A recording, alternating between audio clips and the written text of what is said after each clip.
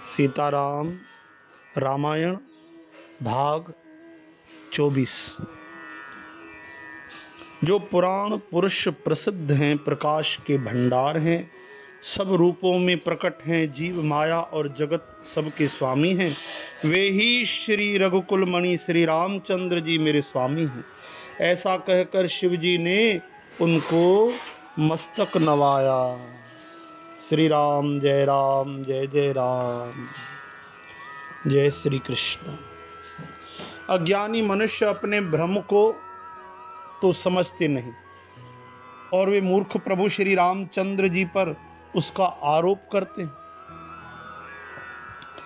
जैसे आकाश में बादलों का पर्दा देखकर अज्ञानी कुविचारी लोग कहते हैं कि बादलों ने सूर्य को ढक लिया।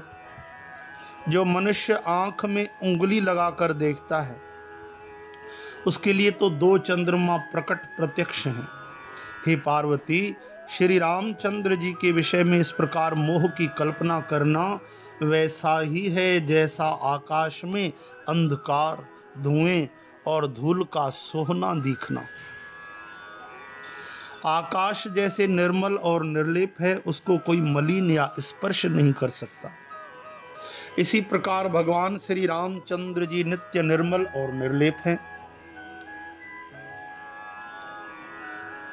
विषय इंद्रियां, इंद्रियों के देवता और जीवात्मा, ये सब एक की सहायता से एक चेतन होते हैं। मतलब विषयों का प्रकाश इंद्रियों से, इंद्रियों के देवताओं से और इंद्रिय देवताओं का चेतन जीवात्मा से प्रकाश होता है। इन सब का जो परम प्रकाशक है, जिससे इन सब का प्रकाश होता है, वही अनादि ब्रह्म अयोध्या नरेश श्री रामचंद्र जी हैं। यह जगत प्रकाश है और श्री रामचंद्र जी इसके प्रकाशक हैं। वे माया के स्वामी और ज्ञान तथा गुणों के धाम हैं, जिनकी सत्ता से मोह की सहायता पाकर जड़ माया भी सत्य सी भासित होती है। जैसे सीप में चांदी की और सूर्य की किरणों में पानी की बिना हुए भी प्रतीत होती है। यद्यपि यह प्रतीत तीनों कालों में झूठ है, फिर भी इस भ्रम को कोई हटा नहीं सकता।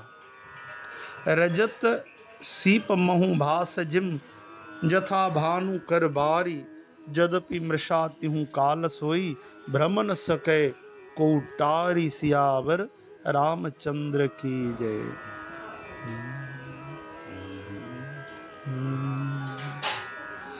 इसी तरह यह संसार भगवान के सहारे रहता है। हालांकि यह असत्य है तो भी दुख तो देता ही है। जिस तरह सपने में कोई सिर काट ले तो बिना जागे वह दुख दूर नहीं होता। हरे राम। भले जागने के बाद हम खुश होते हैं, चलो ये सपना था, पर जितनी देर सपना देखते हैं उतनी देर तो हम भीतर डरते हैं। हरे कृष्ण।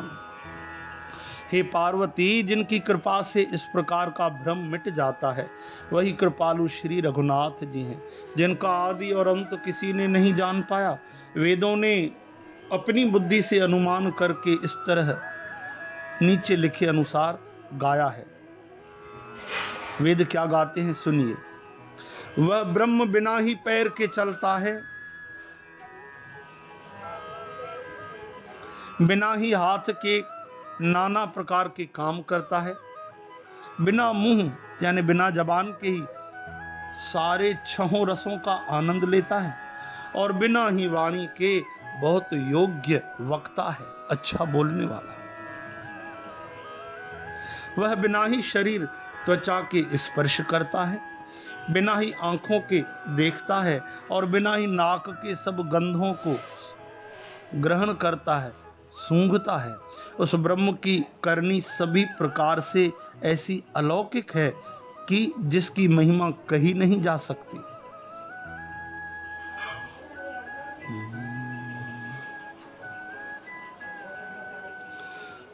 बिनु पद चलई सुनई बिनु काना, कर बिनु करम करई विधि नाना, आनन रहित सकल रस भोगी, बिन बानी बकता बड़ जोगी। तन बिन परस नयन बिनु देखा, ग्रही घ्राण बिन वास अशेषा। असी सब भांति अलौकिक करनी, महिमा जासु जाए नहीं बरनी। श्री राम।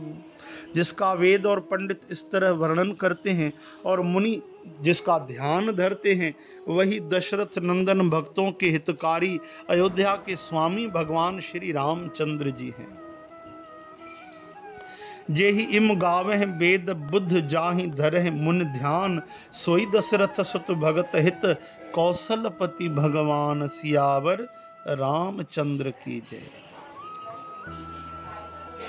हे पार्वती, जिनके नाम के बल से काशी में मरते हुए प्राणी को देखकर मैं उसे राम मंत्र देकर शोक रहित कर देता हूँ, मुक्त कर देता हूँ।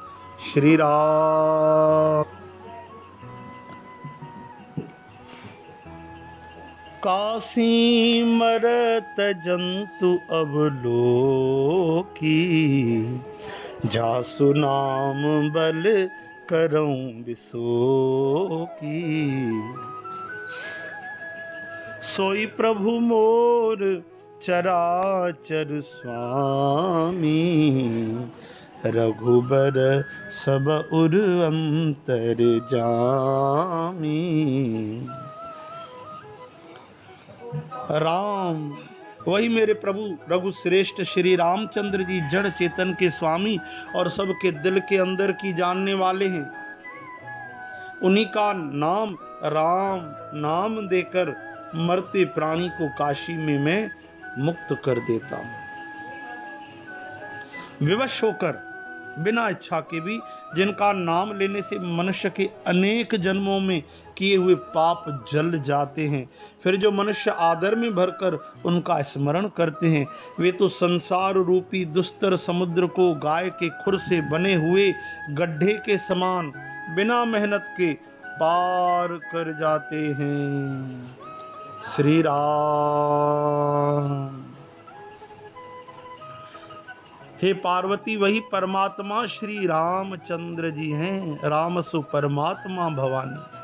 उनमें भ्रम देखने में आता है, तुम्हारा ऐसा कहना अत्यंत ही अनुचित है। इस प्रकार का संदेह मन में लाते ही मनुष्य के ज्ञान वैराग्य आदि सारे सद्गुण नष्ट हो जाते हैं। शिव जी के ब्रह्म नाश करने वाले वचनों को सुनकर पार्वती जी के सब कुतर्कों की रचना मिट गई। श्री रघुनाथ जी के चरणों में उनका प्रेम और विश्वास हो गया और कठिन असंभावना जिसका होना संभव नहीं, ऐसी झूठी कल्पना जो थी वो जाती रही। बार बार स्वामी शिव जी के चरण कमलों को पकड़कर अपने कमल के समान हाथों को जोड़कर पार्वती जी मानो प्रेम रस में सान कर सुंदर वचन बोली। पुन पुन प्रभु पद कमल गही जोर, पंकरुह पान बोली गिरजा बचन बर। मनहु प्रेम रस सान, सियावर रामचंद्र की जय।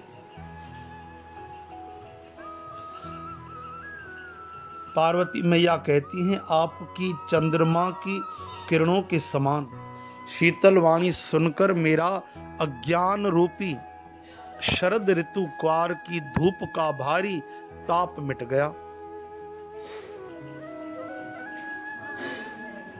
हे कृपालु, आपने मेरा सब संदेह हर लिया। अब श्री रामचंद्र जी का यथार्थ स्वरूप मेरी समझ में आ गया। हे नाथ, आपकी कृपा से अब मेरा विषाद जाता रहा और आपके चरणों के अनुग्रह से मैं सुखी हो गई। यद्यपि मैं स्त्री होने के कारण स्वभाव से ही मूर्ख और ज्ञानहीन हूँ, तो भी अब आप मुझे अपनी दासी जानकर, हे प्रभु, यदि आप मुझ पर प्रसन्न हैं तो जो बात मैंने पहले आपसे पूछी थी वही कहिए। प्रथम जो मैं पूछा सोई कहूं, जो मोह पर प्रसन्न प्रभु अहूं। यह सत्य है कि श्री रामचंद्र जी ब्रह्म हैं, चिन्मय ज्ञान स्वरूप हैं, अविनाशी हैं, सबसे रहित और सबके हृदय रूपी नगरी में निवास करने वाले।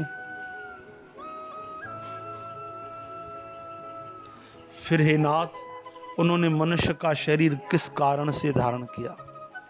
हे धर्म की ध्वजा धारण करने वाले प्रभु, यह मुझे समझा कर कहिए। पार्वती जी के अत्यंत नम्र वचन सुनकर और श्री रामचंद्र जी की कथा में उनका विशुद्ध प्रेम देखकर तब कामदेव के शत्रु भोलेनाथ भंडारी स्वाभाविकी सुजान कृपा निधान शिव जी मन में बहुत ही हर्षित हुए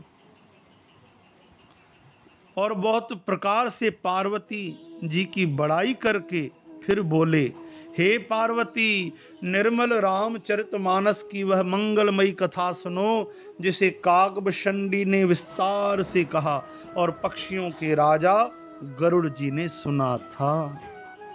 वह श्रेष्ठ संवाद जिस प्रकार हुआ वह मैं आगे कहूंगा। अभी तुम श्री रामचंद्र जी के अवतार का परम सुंदर और पवित्र पाप नाशक चरित्र सुनो। श्री हरि के गुण नाम कथा और रूप सभी अपार अगणित और असीम हैं।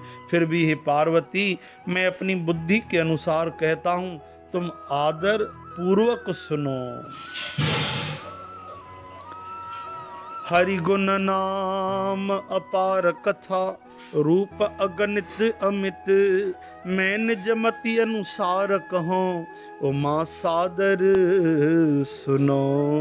सियावर रामचंद्र की जय। श्री राम जय राम जय जय राम, श्री राम जय राम जय जय राम, श्री राम जय जय राम। आगे आप श्रवण करें भाग 25वां। जय श्री कृष्ण सीताराम।